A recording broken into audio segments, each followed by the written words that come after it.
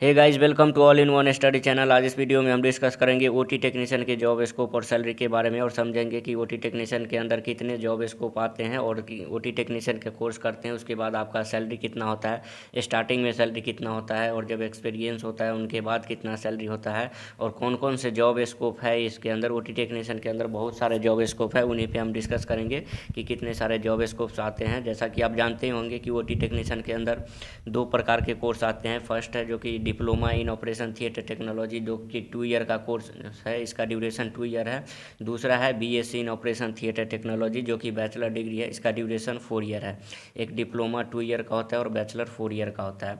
तो इसके अंदर कई सारे जॉब स्कोप है, जो कि कुछ ऐसे जॉब स्कोप है जैसे कि इसके अंदर यदि आप टीचिंग के प्रोफेशन में जाना चाहते हैं, लेक्चरर या असिस्टेंट प्रोफेसर वगैरह बनना चाहते हैं, तो आप डिप्लोमा करके इन सब में नहीं जा सकते हैं। केवल बैचलर वाला स्टूडेंट्स ही टीचिंग कर सकता है या फिर लेक्चरर में जा सकता है। तो यही समझेंगे कि कौन कौन से जॉब स्कोप बैचलर वालों के लिए है और कौन कौन से जॉब स्कोप डिप्लोमा वालों के लिए, डिप्लोमा स्टूडेंट्स के लिए है, और इसके दोनों का सैलरी कितना होता है, डिप्लोमा वालों के लिए कितना होता है और बैचलर वालों के लिए कितना होता है। तो इन सारे चीज़ को हम डिटेल में डिस्कस करेंगे। आप अंत तक बने रहिए, पूरा वीडियो देखिए, आप बिल्कुल समझ जाएंगे। यदि आपने हमारे चैनल को सब्सक्राइब नहीं किया है तो हमारे चैनल को सब्सक्राइब करें और वीडियो को लाइक शेयर ज़रूर करें। तो चलिए बात करते हैं ओटी टेक्नीशियन के अंदर जॉब स्कोप कितने हैं। ओटी टेक्नीशियन के अंदर पहला है जॉब स्कोप। पहला तो आप ओटी टेक्नीशियन बन सकते हो, ओटी में डिप्लोमा करो या बैचलर डिग्री करो, उसके बाद आप ओटी टेक्नीशियन बन सकते हो। दूसरा है ओटी असिस्टेंट बन सकते हो। तीसरा है कि ओटी कंसल्टेंट बन सकते हो, ओटी इंचार्ज बन सकते हो। यदि आप टीचिंग के प्रोफेशन में जाना चाहते हैं तो आप टीचर बन सकते हो, लेक्चरर बन सकते हो, असिस्टेंट प्रोफेसर बन सकते हो, एसोसिएट प्रोफेसर बन सकते हो या फिर प्रोफेसर बन सकते हो। तो इसका कई क्वालिफ़िकेशन अलग अलग होते हैं। जैसे कि आप ओटी टेक्नीशियन या ओटी असिस्टेंट या ओटी कंसल्टेंट बन सकते हो, तो इसके लिए केवल आप डिप्लोमा भी कर लोगे तो आप बन सकते हो, या फिर बैचलर भी कर लोगे तो ओटी टेक्नीशियन या ओटी असिस्टेंट या ओटी कंसल्टेंट बन सकते हो।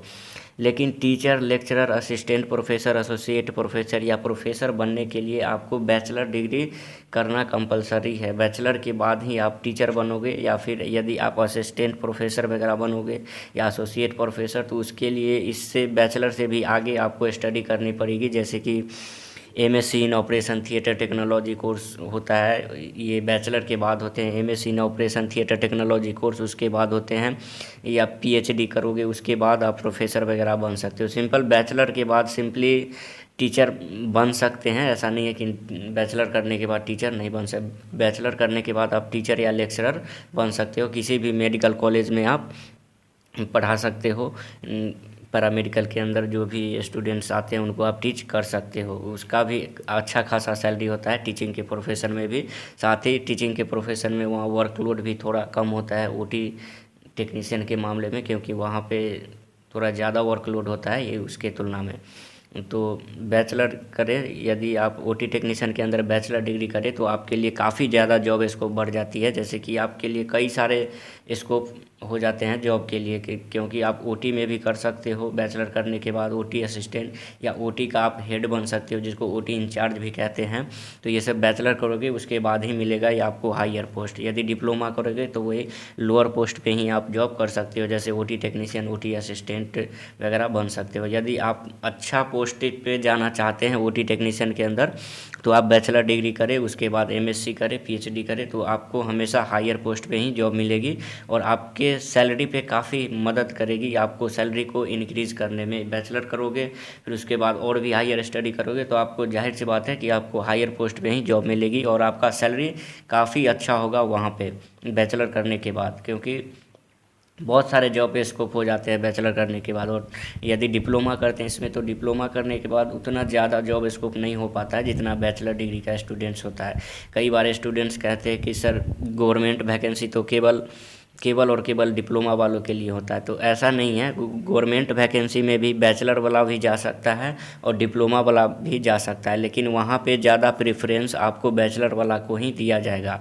यदि मान लो कि डिप्लोमा वाला एक स्टूडेंट्स है और एक बैचलर है, तो सिलेक्शन होने का चांसेस ज़्यादा बैचलर वाले स्टूडेंट्स का ही होता है, क्योंकि उसके पास काफ़ी ज़्यादा नॉलेज होती है ऑपरेशन थिएटर से रिलेटेड, ओटी असिस्टेंट वगैरह से। तो इसलिए ज़्यादा से ज़्यादा स्कोप हमेशा बैचलर वालों का ही होता है। तो आप समझ गए कि यदि आप अच्छे जॉब स्कोप लेना चाहते हैं तो आप बैचलर डिग्री करें, और डिप्लोमा भी आपके लिए, या आपके अपने अनुसार चूज कर सकते हैं। ऐसा नहीं है कि डिप्लोमा बिल्कुल डिप्लोमा के लिए जॉब स्कोप है, डिप्लोमा वालों के लिए भी जॉब स्कोप काफ़ी अच्छा है, डिप्लोमा भी कर सकते हैं आप अपने अनुसार। आपके पास यदि कम समय है तो आप डिप्लोमा कर लीजिए, यदि आपके पास अच्छा खासा समय है तो आप बैचलर कर लें, तो आपके लिए बेस्ट होगा।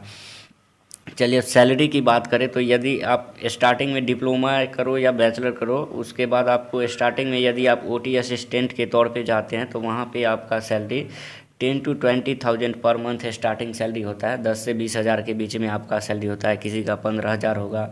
ये डिपेंड करता है कई सारी हॉस्पिटल पे, एरिया पे डिपेंड करता है कि उस एरिया का पॉपुलेशन कैसा है, वहाँ पे वो शहरी क्षेत्र है या रूरल है या अर्बन है, तो उन पे भी डिपेंड करता है। यदि अच्छा सिटी है तो वहाँ पे आपका सैलरी अच्छा होगा, हॉस्पिटल अच्छा है तो वहाँ पे भी सैलरी आपका काफ़ी ज़्यादा होगा। यदि कम बेड का हॉस्पिटल है तो वहाँ पे सैलरी कम होगा, और हॉस्पिटल में ज़्यादा नंबर ऑफ़ बेड्स है तो वहाँ पे जाहिर सी बात है कि आपका सैलरी ज़्यादा ही होगा। और वो स्टार्टिंग में तो 10 to 20,000 पर मंथ होता ही है, और जैसे जैसे आपका एक्सपीरियंस बढ़ता है वैसे ही आपका सैलरी भी बढ़ता है। 20 to 40,000 के आसपास आपका सैलरी होता है। जैसे अच्छा खासा एक्सपीरियंस है तो आपका सैलरी 20 से 40,000 के बीच में आपका सैलरी होगा। जैसे कि किसी का 25,000, 30,000, 35,000 ऐसे सैलरी होते हैं। तो सबका सैलरी अलग अलग होता है, किसी का सैलरी, हर हॉस्पिटल का सैलरी अलग होता है, तो ये एक्यूरेट बताना असंभव है, इसलिए एवरेज 20 to 40,000 पर मंथ होता ही है। और यदि आप इसमें हायर स्टडी कर लेते हैं, एमएससी वगैरह या पीएचडी, तो उसके बाद आपको हायर पोस्ट पे जॉब मिलती है, तो उसमें आपका सैलरी काफ़ी ज़्यादा होता है। जैसे 60 to 80,000 पर मंथ आपका सैलरी हो सकता है हायर स्टडी करते हैं तो।